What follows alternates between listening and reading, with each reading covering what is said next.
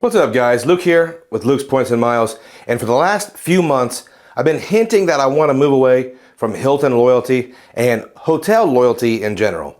I wanted to focus on transferable currencies, and I wanted to get away from the handcuffs of forcing myself and my family to stay at just one brand. I was also tired of all the work involved with tending to all the credit card credits. Now don't get me wrong, I still think all the Hilton cards are tip top. I just didn't think I wanted to play the high annual fee coupon game anymore. Please understand, I'm always keeping an open mind, and I'm never afraid to admit when I'm not right. So where does this leave me now? Well, get comfortable, grab a cold drink, and I'll tell you where I am and where I'm headed in this Hilton journey and why. Consider subscribing if you haven't already, and if you get anything from me talking about my experiences, then slap the like button. We'll get right into it. First, let's talk about my current Hilton card setup and how I use my Hilton Honors points. I currently hold 2 Aspire cards, which most of you already know about the Hilton Aspire, but if you don't, it is widely regarded as one of the most overpowered credit cards in the entire game. And I hold 2 of them, with annual fees of $550 each. Powerful, but very expensive. For some context, this annual fee was raised from $450 last year. And my new $550 annual fee is due very soon next month. I also hold the Hilton Business Card, which has been significantly changed, and the annual fee raised to $195. So as someone who really wants to get his annual fees in check and lowered, this looks like too much for me. And that was a big part of considering moving away from Hilton Hotel loyalty. These 3 cards potentially carry annual fees of almost $1,300. This is a lot of money spent just to enhance my hotel experiences each year. Do the cards bring value? Tons, actually. So they do make sense, but $1,300 is a lot of money to someone like me. So I have to be careful, and I have to reevaluate this setup every single year. So as always, money is a factor. But so is the work involved. The Business Hilton card comes with a quarterly credit, which is extremely easy to liquidate, but it still requires work. For instance, last quarter I purchased a $50 Hilton gift card to trigger the credit, but I never received the gift card.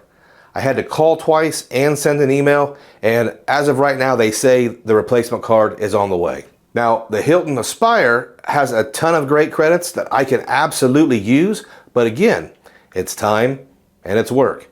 Is the work required for 2 of them worth it? Another factor were my thoughts of maybe I have been missing out on all these really cool, unique boutique hotels with all the character and real local charm.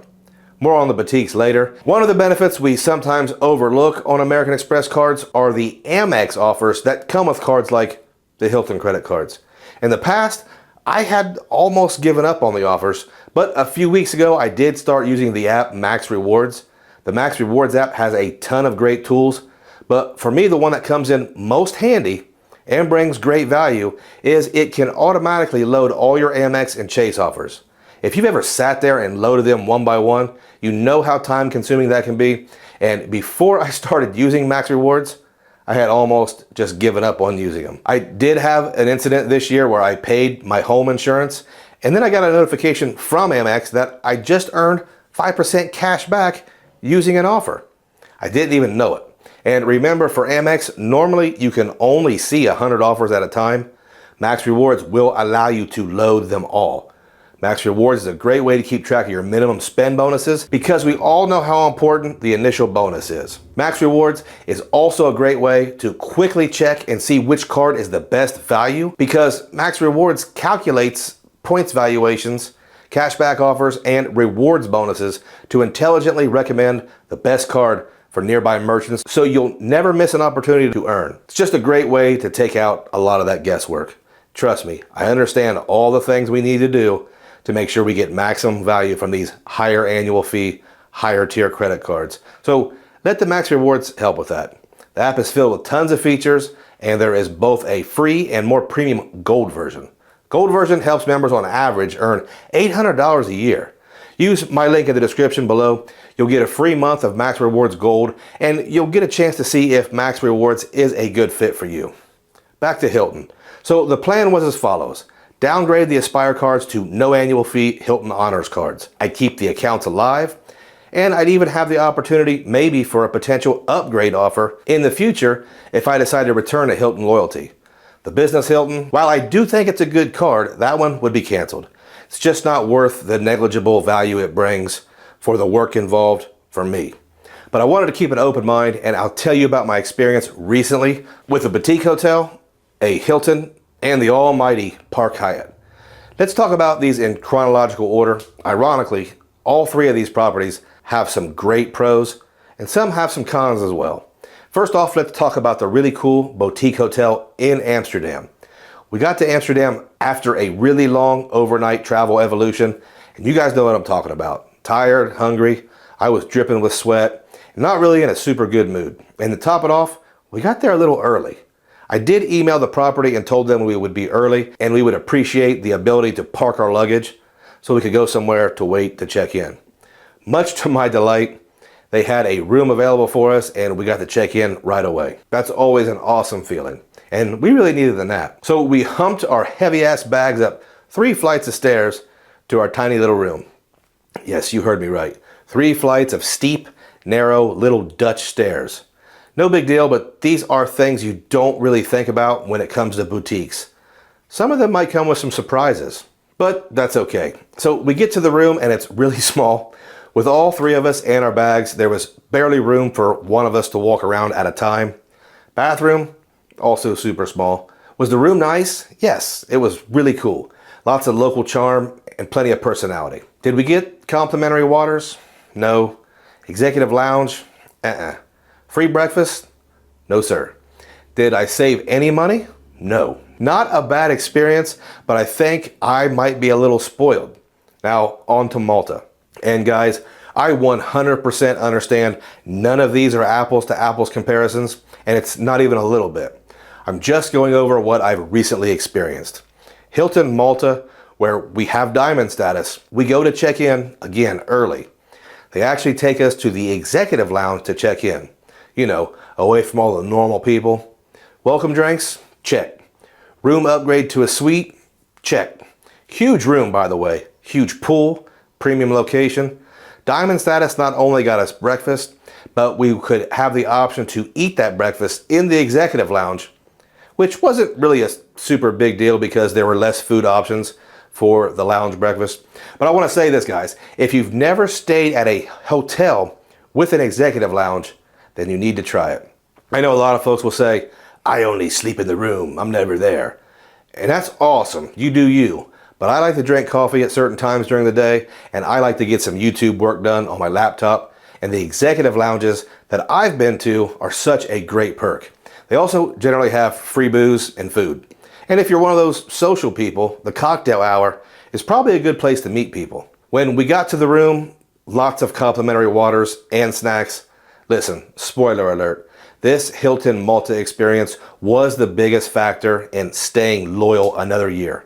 Just a great overall experience. Next up, we have the Park Hyatt in Zurich. Listen, you want to talk about hype? This is a category 8. 8. Hyatt had to invent a new category because these hotels were supposed to be so awesome. They used to only have 7 categories. Guest of Honor certificate as well. Have you guys ever heard of how awesome globalist status is? Well, this one fell short, and I mean really short. Was it a bad experience? No, not at all. The hotel was very clean, very nice, and it was definitely an upscale experience. But even with lower status, a guest of honor cert, still no upgrade, no real recognition, nothing. Free breakfast?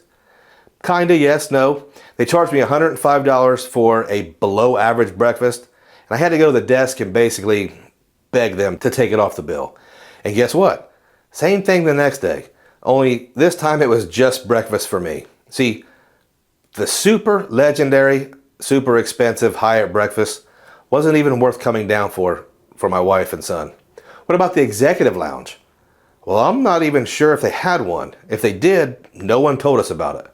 Again, was this a bad experience? No, it was okay. But for 45,000 Hyatt points a night, plus a guest of honor certificate, this was a huge letdown. but we did get some water, so that's nice. I will say this though, this experience completely took status chasing with Hyatt out of the equation for me, probably forever. Not going to happen. This was supposed to be the experience that changed my opinion on the World of Hyatt program, but it actually reaffirmed it. Okay, so 3 different overall good experiences, but one really stood out. So what's the plan now? Well, we're going to keep Hilton as our primary for another year, and here's how we're going to do it. I've already purchased the maximum amount of Hilton Honors points per year. I think it was 480,000 at half a penny each. We're still going to cancel the Hilton Honors business card. It just doesn't do enough for me right now. I'm also going to downgrade one of the Hilton Aspire cards next month after we stay at the Conrad in Fort Lauderdale. And I'm going to keep one of those Aspire cards as my primary tool for staying at Hilton's and maintaining diamond status. I haven't done a recent Hilton Aspire card video, so maybe I'll do an updated in-depth review of that card because it is truly one of the best in the game. Guys, this is it for me. We are cutting another $745 in annual fees, but we're sticking with Hilton. And guys, if you have stayed all the way to the end, I thank you. I appreciate every single one of you.